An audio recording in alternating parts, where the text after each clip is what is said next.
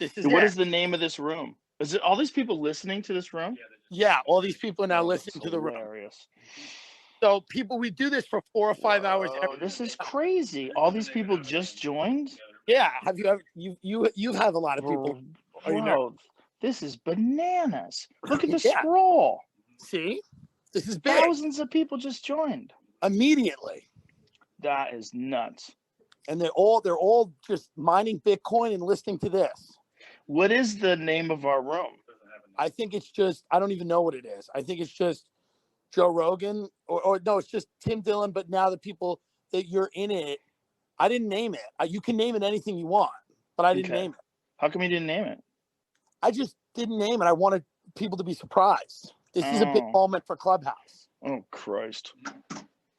And then people are going to come in soon. Like the Weinsteins are going to be here in like 3 seconds. I don't know why they're not here already. Because why isn't Eric talking over us right now? I have no idea. Eric is going to go. Eric's probably like pulled his car over to the side of the road right now and killed his family to get on this right now.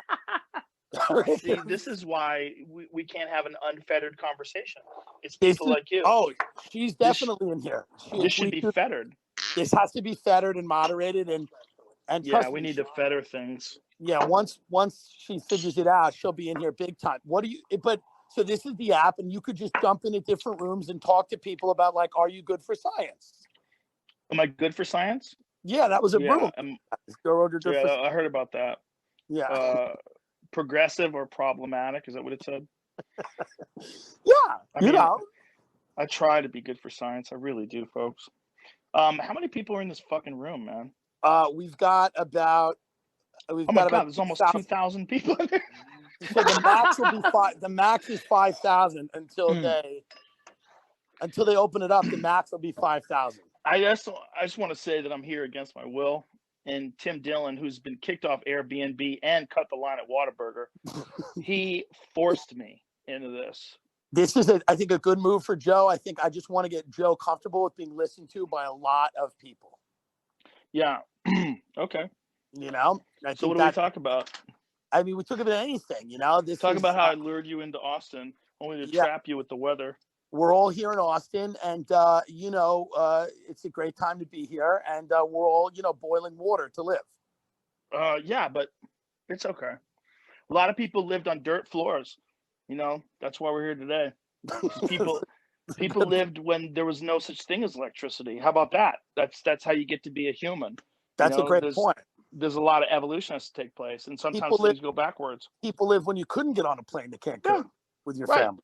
People get angry when they find out someone's a prepper. Like, what do you want them to do? Starve to death, you fucks? That's a great point. People they look negatively at the prepper community, and yet the preppers are smart. Well, I was telling you, I don't know if I told you, but I have an apocalypse truck. Like I built a truck that has a giant gas tank. It's a 1995. I didn't build it. I'm an idiot. I hired Jonathan Ward from Icon to build it. It's in the back. I'll show it to you. But it's a truck that can literally drive over anything. And it came in really handy this week. I mean, I had to go to Home Depot to buy a grill because if the power goes out, you got to be able to cook. So I bought lump charcoal and one of those little Weber grills. And I drove my truck out there, and people are sliding off the fucking road and slamming into ditches. I was fine. Yeah, I'm a prepper. You're a prepper, but you also are somebody who likes to survive. Like, you think a lot about survival. Well, I don't think about survival that much, but I do worry that people take for granted that the way things are now, they will always be this way. I think there's a tendency to look at things because it's, that's one of the things about marijuana, right? Like people say when you smoke pot, you get paranoid. But I think what that paranoia is, there is real paranoia for sure. But there's also people recognizing that like, hey, like we're vulnerable. And I don't think about that vulnerability because it's inconvenient and it keeps me from like doing like normal everyday tasks. But that's because you're smart enough to make the connection what real vulnerability is, because a lot of people just get high and go, I think the guy behind me at McDonald's is a cop. Yeah, well, sometimes he is a cop. Right. It's a good point. Right? Like if someone says like, I worry that the government's listening to me. Well, then you listen to Edward Snowden talk about it. You go, oh, they Right. are. Yeah. They fucking really are. So it's good to be a little bit of a prepper, and it's good. So the thing Yes. with the thing with the Clubhouse app is there's all these people in the room. There's like 2,000 people in the room. There are people with their hands raised because they want to talk to you. We're not letting them in. There's people with their hands raised? Yeah, they Wait want a to. minute. Let me look at this video thing. Where They is want this? to. They Where want do to you see say their hello hands to Joe raised? Rogan. How do you know their hands are raised? Because I see it, because I started the room, and on the bottom there's 260, 277, 280. It keeps going up. People that want to talk to you. Come on. Swear Really? to God.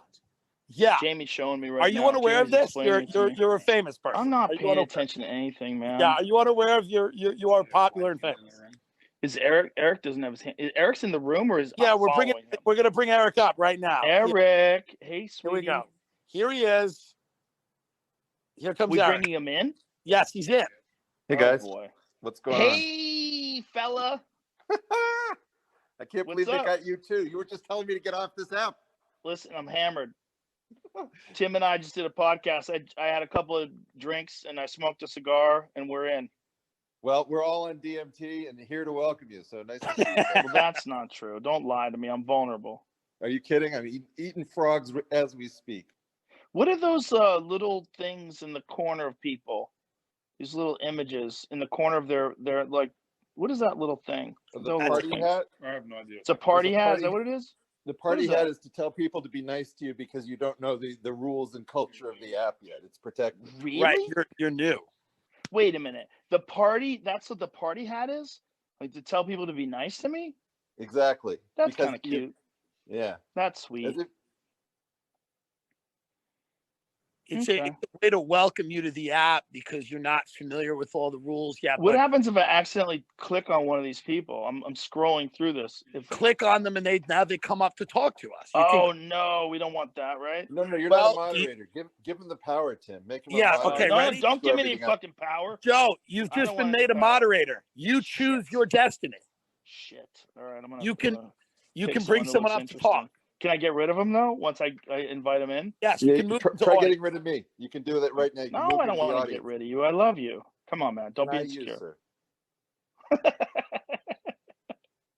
So what's happening, man? Hey, what was the verdict? Am I a problem to science, or am I okay? Definitely, you're a pox on the face of science. You've embraced. No. People don't feel it. What they concluded was that you were 80% amazing and 20%, wait for it, problematic. I agree with that.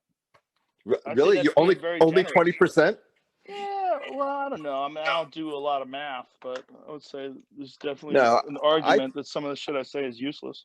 I think there was a good argument, actually, that said that maybe we should introduce people to a non-sanitized version of science, which is messier and crazier.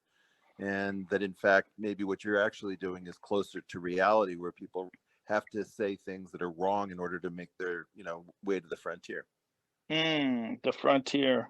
Oh, how many people are in this fucking room? We got about 3,000 right now, Joe. Jesus Christ. And so at the bottom, the followed by the speakers, those are the people that me and Eric follow. And usually to grow rooms on Clubhouse, you bring people like Adam, who's a really cool dude. He's a VC guy, venture capitalist in Austin, and he's like Mr. Austin.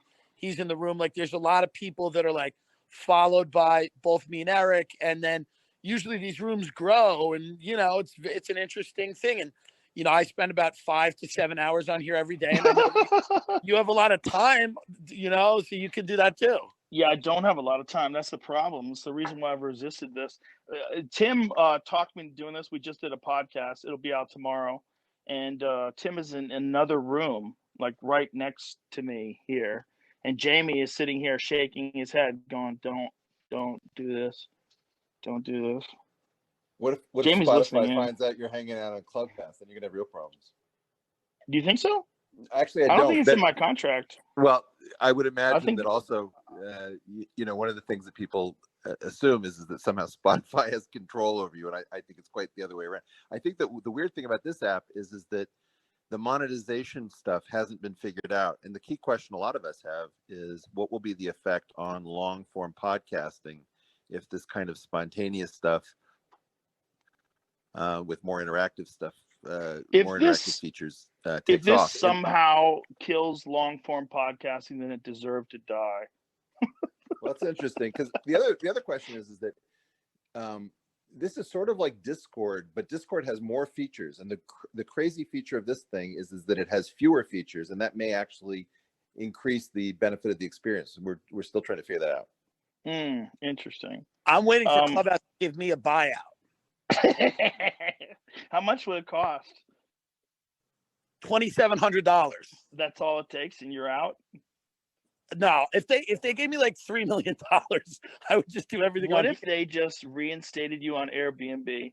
If they did that, then I would owe them a lot too. So if anyone's works for Airbnb, so Joe, can I let Adam speak? He's like, he owns Austin, literally. No Okay. more people. Adam, four sorry. fucking people. Adam, I tried. We have 4 people in this fucking room. Isn't that enough? You do a podcast with 4 people. People are talking over each other. That's a good point. One of them is Eric Weinstein's 2.5 people. So we have a lot of people. I will be less. Come on, man. Don't be less. Joe, do you think, but the potential for the app is kind of interesting. Yeah, for people that want to waste a lot of time talking to strangers, it's a great move. What did Jamie say? What did you say, Jamie? Jamie just got a text from someone about Clubhouse. You're too productive. About the one I'm in. You got to realize that you should spend. Well, no. I'm not too productive. That's not true. Yes. Listen. I am the laziest disciplined person I've ever met in my life, and I know this. And I can't be involved in something like this. It's too much of a time suck. It has an interesting addictive quality because, like, you know, you could just go on at any time and kind of get into it with people. It's instant friends. It's a great. I was talking to Naval on the phone. Naval Ravikant. I was talking to him on the phone about this, and he was the one who sent me the first invite. I actually followed his invite. That's how I'm here. And he was saying all these glowing things about it, and I'm like, okay, but it seems like it wastes a lot of time. And there's a pause. He goes, yeah, I waste a lot of time on there. I'm like, I can't do that, man. I can't fucking do that. Smart people waste time on this. Well, like, one of the things that I think isn't clear is that a lot of what the app is has to do with collisions between people who you'd be dying to hear a conversation between. So when you get one of these alerts that tells you that 2 people you didn't know even knew each other are in a room talking about some topic that's interesting, and then you get like 3 of these alerts and you have simultaneous rooms in which any one of these conversations would be very unusual, I think that's going to either go down or increase over time. It's unclear whether it's a novelty effect or whether, as people discover more different, more combinatorial possibilities, whether the thing is going to increase in interest. I'm completely unclear. I wish I paid attention to what you just said, but I didn't. So what else has changed? I'm just saying that you'll get notifications that, like, no, my notifications are off. I don't even have my fucking real name, man. They wouldn't let me have my real name. Someone stole my name. Yeah, criminals. It's crazy, but Criminals. I think that, Joe, you only start to enjoy the app when you're like, you have to just commit a serious amount of time to it, like I have, and then just keep going on. And, you know, I mean, good call. It's a fun. Don't you want to network, Joe? Don't you want to be successful? This is what it's for. Joe, this could make your career. Yeah, Joe. Don't you want to grow an audience? This is why you're on it. You could seriously get up to 50,000 followers quickly. Why do you think people do this? What do you think is the appeal of this? It's a good way to network. COVID. Well, if you're isolated and you're like, basically I use this to walk my dog and do my dishes, which is embarrassing, but it's pretty amazing the thing you have to be careful about is if you're talking while you're on the can, you have to be really good with the mute button. When you flush, you mean? People don't want to know that you flush. Let's lead over this topic and get to the next one. Tim, what do you got for me? Another topic. But no, Joe, what this is good networking. Like, you meet people that you wouldn't know from regular life. So you can become friends with people in all different worlds. What? There's different worlds? Yeah. Like Bitcoin and woke politics and everything. I mean, everybody's on the house, man. Oh, okay. My friend Leah Lamar is in here. Yeah. Okay. She wanted to say something, but you said there were too many people. So yeah, but I know her. We can invite her to speak. Bring her up. Then bring Leah out. Okay. She's in here. Hey, Joe. Hey, Tim. Hey, Eric. Oh, hey. Hey, Leah. Hey. What's up? Joe, what's up, woman? I'm so happy to see you. I'm happy to talk to you too. Wait, I have a question. Why, of all the photos you have of you, why did we decide on this one? Well, I just took it moments ago. I took it right before I got on. This is all I'm being like lured into here by Tim Dillon. He has some sort of ulterior motive for me being on this. He wants to sell you Bitcoin. Maybe. Is it working, Tim? I'm just trying to try to help Joe out to succeed. So I'm trying to bring him on a platform where he can meet interesting people and, try to grow his thing. Is this the biggest platform you have, Leah? It is, Joe. I'm having a blast on here, to be honest. How many people you got? Clubhouse. How many people follow you on this thing? Too many, Joe. Oh my God, you have 119,000 followers? Holy shit. How long have you been on this thing? Well, so I got invited in early December, and then I didn't really start using the app until like kind of mid-December because I was confused on how to use it, and I wasn't like properly onboarded, and it's a little confusing at first. But now I live here. I'm embarrassed to show you my screen time of how many hours I spent on here. This is my home. I should pay rent here. Leah's an OG. Is it a good thing? Yeah, it's the best thing. Leah's an OG, and there's a lot of fun. Yeah, there's a lot of fun on here. Joe, I know you may not love to hear this, but so Tim did the show that Nicole and I host. Nicole's in the audience too, Nicole Benham. She brought me on the app. We do stand-up show every 2 weeks on here, and it's super fun because we get a crowd. You can get a crowd of over 5,000 people in a room. We haven't hit that Friedman number yet. Just tried to jump in. Will. You can get a crowd of how many people? Wait, I let many Lex people? in. You can. I think the rooms now go up to 6,500. That is but ridiculous. It's pretty cool. Yeah, and we were able to put hey Lex. We were able to put well.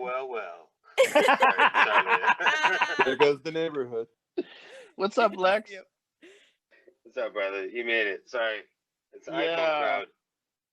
I'm here, man. Get an iPhone. You need to get an iPhone? Is that what you said? No, this made me get an iPhone. There's no Android. That's one of the No, reasons. really? No Android, people. Oh, that's rude. Do you have a separate phone just for Clubhouse? For Clubhouse and for testing apps on iPhone. Yeah. Interesting. By the way, Naval is here as well as Mark Andreessen. So this is sort of the weird attraction to it is that what would it take to have all these people in real life end up in the same place? It's much more difficult. Naval's in the room? Where's he at? Yeah, he's in the audience. Too many people. He's not that far down.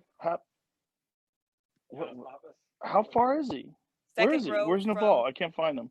Second row from the bottom. Not my row. Kind of Naval's profile photo. Okay, he wants to be invited. I invited him to speak. Here we go. Hey, motherfucker. You're the reason why I'm here. I know. I'm sorry. Sorry to drag you into this. I was just explaining. Kind of I don't know if you heard, but I was explaining that you and I were having this conversation over the phone, and you were telling me how great it was. I go, seems like a waste of time, though. And you're like, yeah, I waste a lot of time here.